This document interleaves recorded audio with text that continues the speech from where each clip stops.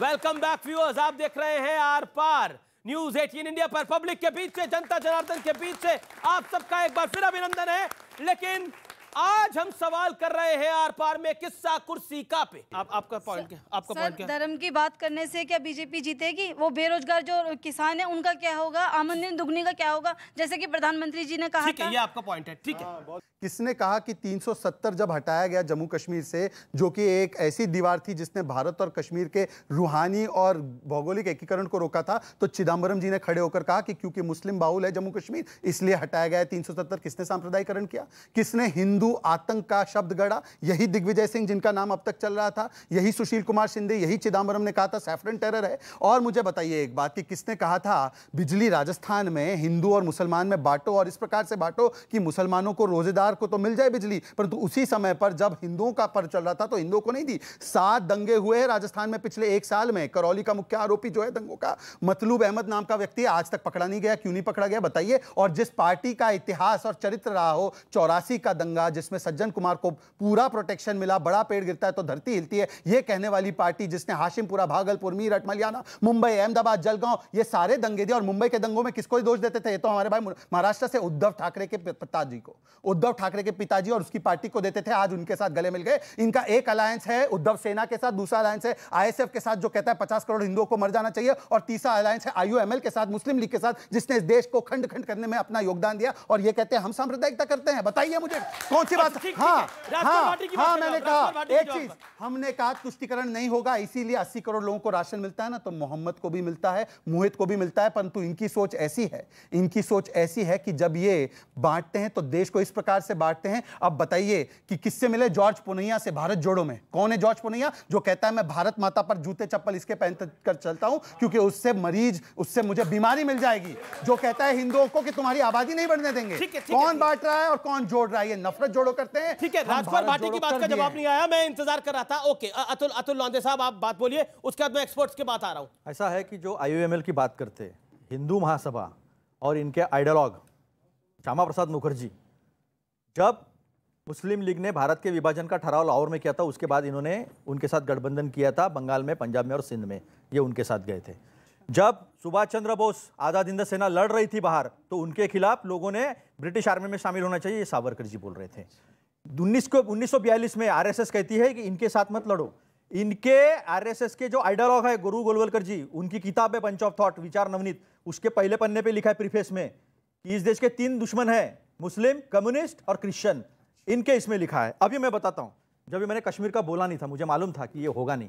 तालिब हुसैन इनका social media का head, जो रविंदर रैना जो है वहां के प्रदेश अध्यक्ष, उनके साथ, अमित शाह के साथ उनके फोटो दिखते हैं और वही उसमें इन्वॉल्व है। मैं जब इसलिए बताया नहीं कि मुझे मालूम था वो सब्जेक्ट काटा जाएगा, आपने बोला आरोप लगाया, आरोप नहीं, मैं नाम के साथ बता रहा हूं। रियाज भाटी बॉम्बे से पकड़ा गया। ऐसा अमीश जी, मैं यहाँ खड़े हुए तमाम जो विपक्ष के नेता हैं, जो अरविंद केजरीवाल जी की तरफ से भी हैं, राहुल गांधी जी की तरफ से भी हैं, अखिलेश जी की तरफ से भी हैं, जिस तरीके से नरेंद्र मोदी जी जनता से कभी थाली बजवाते हैं, कभी ताली बजवाते हैं, टॉर्च, और जनता पूरी की पूरी बालकनी में आके खड़ी हो जाती है और उनके बात का अनुसरण करती है। चाहे आपने हर घर तिरंगा का देख लिया, एक बार जो जितने भी प्रधानमंत्री की टक्कर में है वो भी एक बार ऐसी घोषणा करके देख लो, पता चल जाएगा कि कितनी जनता उनके नाम पे बाहर आ रही है।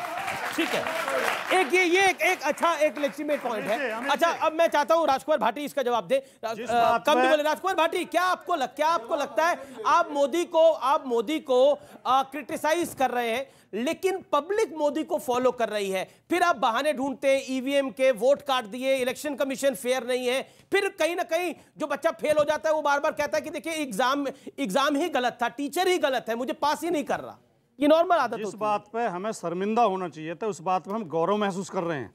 जब कोरोना से लोग मर रहे थे, जब दवाइयों की जरूरत थी, जब ऑक्सीजन की जरूरत थी, जब डॉक्टरों की जरूरत थी, जब अस्पतालों की जरूरत थी, जब लोगों को समझाने की जरूरत थी कि क्या करें क्या ना करें, तब थाली बजवा रहे थे बालकनी में खड़े होकर। ये कौन सा वैज्ञानिक प्रयोग था? ये जिन बातों पे हमें शर्मिंदा होना चाहिए, उन पे हम गर्व महसूस कर रहे हैं। और सुनिए जो आपने माननीय मोदी जी का कहा, मोदी जी और भारतीय जनता पार्टी सत्ता में आए हैं तो लोगों के वोट से आए हैं, हम उसका स्वागत करते हैं, उस पर हमें कोई ऐतराज नहीं है। लेकिन अगर वो जनता के समर्थन पर भरोसा होता तो जो अनफेयर गेम खेल रहे हैं, जो हर विपक्ष के नेता घर पर कभी सीबीआई भेज देते हैं, कभी ईडी भेज देते हैं, लोगों को जेल में डाल देते हैं, और मीडिया में जो पत्रकार उनके खिलाफ बोलते हैं उनके खिलाफ मुकदमे हो जाते हैं। जी जी जी ट्वीट पे मुकदमे हो जाते हैं। शहजादपुरा वाला अनफेयर गेम खेली जा रही है। कोरोना के समय पर जब लोगों को प्रोत्साहित करना था वैक्सीन ले, तो बीजेपी की वैक्सीन है मैं नहीं लगाऊंगा, ये किसने कहा था? और अखिलेश यादव जी ने आज तक वैक्सीन लगाई नहीं लगाई है, उसका एक भी तस्वीर या प्रमाण आपके सामने है? पूछ लीजिए। उनके दूसरे नेता कहते हैं वैक्सीन लगाने पर नपुंसक हो जाएंगे, एमएलसी इनके कहते हैं, और तीसरे नेता कहते हैं शफीकुर रहमान बर्क कि कोरोना इसलिए आया क्योंकि शरिया कानून में सुप्रीम कोर्ट ने तब्दीली की और 3 तलाक का कानून हटा दिया, इसलिए ये कोरोना इसलिए आया। ऋतुराज जी से मेरा सवाल है, अमीश जी, मुझे बहुत आश्चर्य होता है कि एक ऐसा समय था, आशा की किरण दिख रही थी कि स्वर्ग से अवतरण होगा एक महापुरुष की, एक युग पुरुष की, उसका नाम था अरविंद केजरीवाल, जो बात करता था कि राजनीति को हम बदल देंगे, जन लोकपाल की बात करता था, वो इंडिया अगेंस्ट करप्शन की बात करता था, वो स्वराज की बात करता था। कहाँ गया स्वराज? किस तरह के बदलाव आए? भ्रष्टाचार की उन्होंने बात तो नहीं की, लेकिन भ्रष्टाचार में आज सारे उनके मंत्री विधायक लिप्त हैं। बात करने वाले मैं बात करते हैं नरेंद्र मोदी की, तो नरेंद्र मोदी की बात आपको बिल्कुल करनी चाहिए। बात क्या करनी चाहिए? एक विकास की बात करता है जो देश को जोड़ने की बात करता है, और दूसरे तरफ अपने पार्टी को जोड़ने की बात करते हैं। कांग्रेस जोड़ो यात्रा नहीं कर, लेकिन कांग्रेस को ही नहीं जोड़ पा रहे, यही सबसे बड़ा बदलाव है। आम आदमी पार्टी, अरविंद केजरीवाल से एक और सवाल है, आपने आज अपने जो जनता के लिए आपने टोपी जो पहनाई है, आपको वही हस्र गुजरात में मिलेगा। आप शराब की बात करते हैं, हर गली हर नुक्कड़ में शराब ही शराब है। अरविंद केजरीवाल जी, यही आपका स्वराज था। ठीक है। ओके। वो कह रहे हैं कि जो उन्होंने बातें बोलते थे वो करते नहीं है। क्विक जवाब, 40 सेकंड। अब then Deepak Jha. Let me finish. जी देखो जवाब देने 40 सेकंड। सबसे पहले पूना वाला का जवाब दूंगा। इन्होंने कहा कि हम 3 मस्किटियर ऑफ करप्शन हैं। उस पार्टी से हमको ईमानदारी का सर्टिफिकेट चाहिए जिसका राष्ट्रीय अध्यक्ष बंगारू लक्ष्मण कैमरे पर 1 लाख रुपया लेते हुए पकड़ा गया था। और जिस पार्टी ने सत्येंद्र जैन को कट्टर ईमानदार कह दिया, ऐसे पार्टी से घोटाला किया था।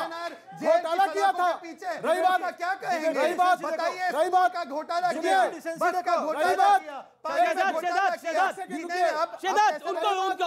सवाल की बात, अच्छा ठीक है। नौजवान के सवाल की बात, जन लोकपाल बिल सुनिए। जन लोकपाल बिल, हम पहले भी जन लोकपाल के लिए थे, आज भी हैं। जन Lokpal bill for a matter of fact मैं आपको करेक्ट कर देना चाहता हूं, देश को पता लगना चाहिए हम विधायक हैं।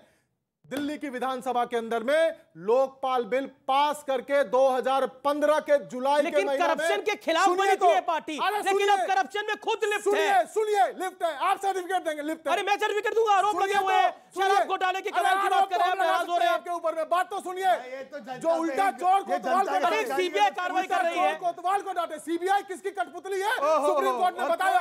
सीबीआई किसका होता है बताया। अब मेरी बात को सुनिए,